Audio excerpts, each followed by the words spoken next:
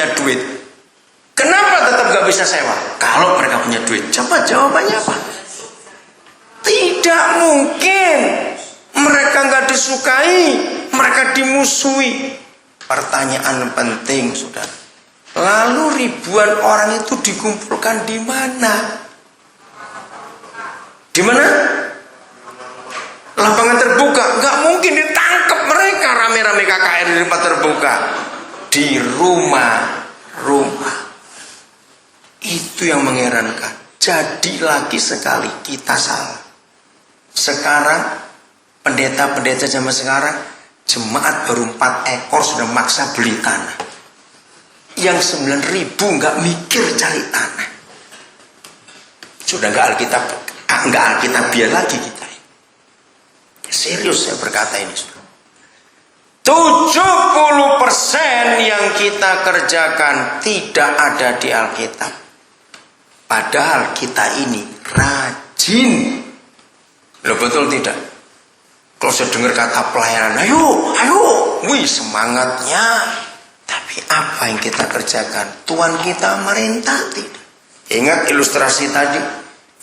Saudara gak akan pernah pakai pegawai yang rajinnya luar biasa, tapi gak ngerti yang diperintahkan tuannya itu apa. Gak dikerjakan. Tapi rajin.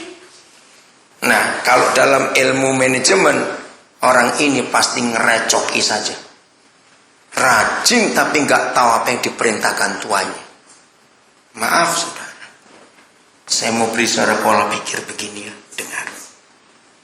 Menurut saudara, antara Injil dengan narkoba, mana lebih laku? Coba jawab. Antara Injil dan narkoba mana lebih laku? Sedih nggak? Tiap hari, dengarkan, tiap hari, mau televisi, mau radio, mau koran, pasti ada berita penangkapan bandar narkoba, penangkapan pengedar, penangkapan ini, yang dihukum mati, yang dihukum ini, pejabat kena narkoba, anggota polisi, tiap hari atau tidak kita dengar. Nah, saya bukan bandar, cuma saya tahu harganya. Sabu-sabu sekarang 1 gram itu 1.400.000. Gila gak? Berapa puluh kali lipat harga emas. Berapa kali kita dengar pabrik narkoba, pabrik sabu-sabu digerebek. Enggak cerah, orang tetap cari. Bayangkan 1.400.000 1 gram laku. Injil itu gratis, tapi tidak laku. Sedih nggak melihat ini? Lihat dampaknya. Dampak narkoba itu baik atau jelek? Salah. Sangat jelek. Jawabnya gitu harusnya, bukan cuma jelek. Betul. Dampak narkoba itu mengerikan. Yang mati sudah berapa banyak karena overdosis. Yang karirnya hancur karena narkoba sudah berapa banyak. Rumah tangga berantakan berapa banyak. Yang ditangkap polisi berapa banyak. Tetap laku. Ayo kita hitung-hitungan. Dampak Injil itu bagus atau tidak? Apa saja? Kalau orang terima Injil apa saja? Cepat. Selamat, betul. Apalagi? Hidup, perubahan hidup, betul. Ayo cepat terusnya. Saudara harus tahu itu produk ini apa.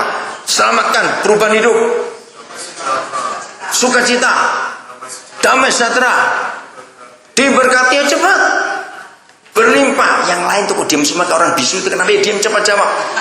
Hidup kekal, apalagi? Apa? Kekuatan, betul. Ayo. Nah ini loh modelnya. Apa? Jadi garam, betul. Maaf ya saudara, maaf. Saya harus ngomong malam ini.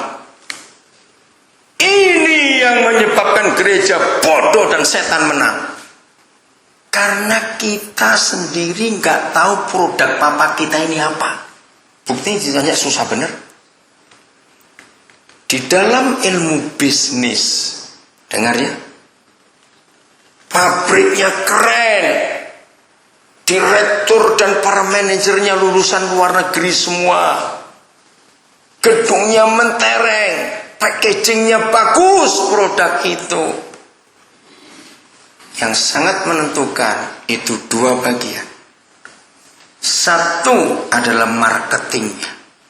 Betul nggak?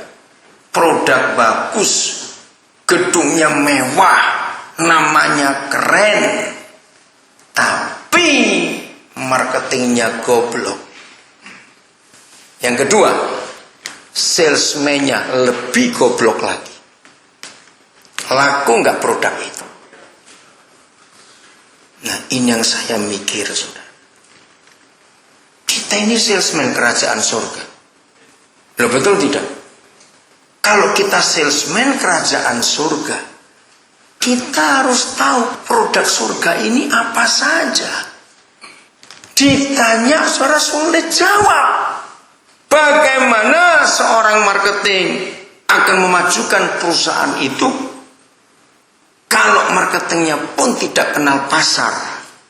Nah, ini yang saya mikir dari dulu. Kenapa saya beda dengan banyak pendeta yang lain? Dan kenapa banyak pendeta gereja nggak suka saya? Saya nggak peduli, saya akan tetap ngomong. Karena saya mengasihi Bapa saya dan Tuhan saya.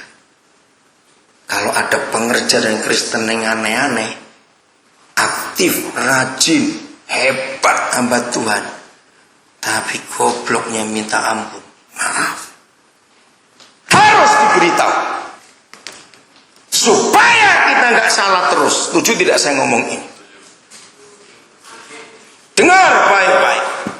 Maka itu saya nggak pernah hobi buka gereja. Kenapa gereja sudah terlalu banyak? Jangan ditambahi lagi. Kenapa?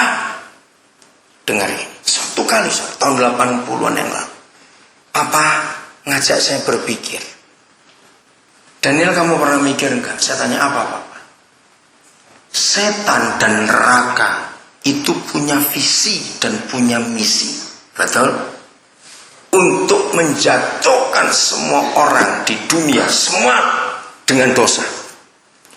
Tapi herannya, mereka setan-setan itu tidak pernah buka sekolah dosa. Ada nggak setan buka sekolah dosa? Ayo jawab cepat. Tidak mungkin sekolah dosa dibuka. Tapi faktanya, saudara, dosa laku keras. Dengar baik-baik.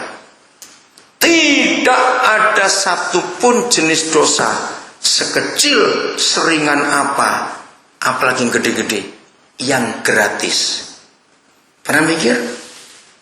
Dosa itu nggak ada yang gratis. Orang mau selingkuh aja mesti bayar. Orang mau mabuk saja mesti bayar. Betul?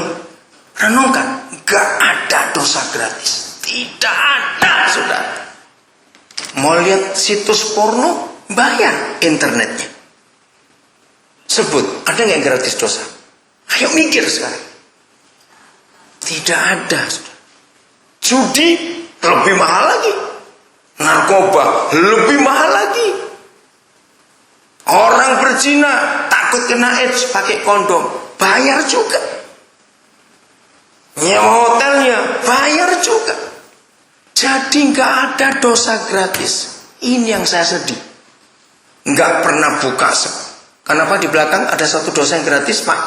Ada nggak? Yang gratis apa? Apa itu? Kenapa? Bayar juga. Orang yang mikir porno nggak akan cuma mikir saja, dia akan cari jawab ya atau tidak. Orang nggak mungkin cuma berhenti sampai di pikiran, nggak mungkin. Justru orang yang mikir dosa akan didorong untuk melakukan. Betul? Jadi nggak ada yang gratis, Pak. Tidak ada. Kenapa saya yakinkan ini? Nggak ada yang gratis saja laku. Injil itu gratis, saudara. Kok bisa nggak laku? Oke. Gereja punya visi dan misi tidak? Jelas punya.